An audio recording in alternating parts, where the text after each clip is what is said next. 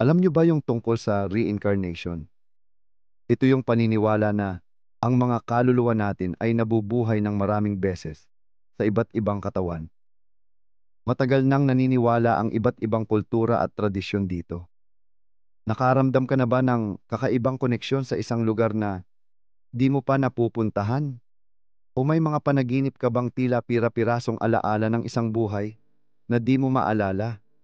Baka isa ka sa mga nilalang na bumalik na sa mundong ito, isang reincarnated soul. Narito ang 8 signs na baka isa kang reincarnated soul. Unexplained fears or phobias. Takot ka ba sa tubig kahit wala namang masamang nangyari sa'yo?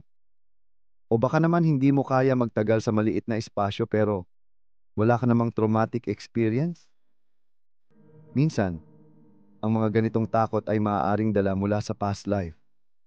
Baka nalunod ka dati o nakulong sa isang lugar, kaya kahit wala kang maalala, dala mo pa rin ang emosyon at takot. Deja vu. Yung feeling na parang nangyari na ang isang bagay o napuntahan mo na ang isang lugar kahit first time mo pa lang. Ito yung tinatawag na deja vu. May mga naniniwala na ito ay mga memorya mula sa past life na biglang bumabalik. Parang may nire-remind ang kaluluwa mo na, "Uy, na-experience ko na to dati."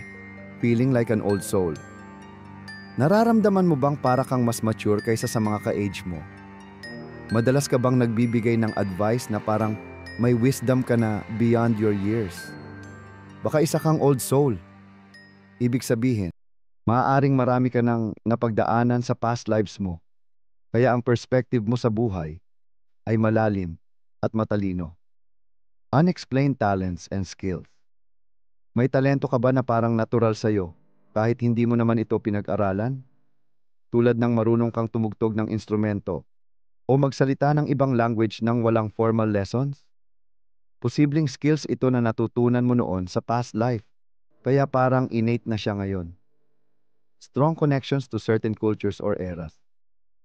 May mga lugar o kultura ka bang sobrang kinagigiliwan o parang may malalim kang connection?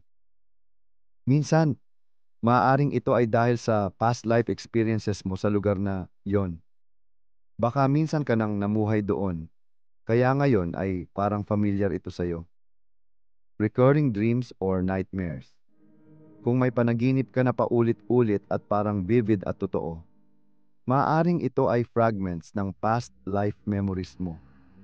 Lalo na kung hindi mo ito maipaliwanag pero sobrang intense ng emotions na dala nito. Unexplained birthmarks or physical traits. May mga naniniwala rin na ang birthmarks ay mga tanda mula sa past life.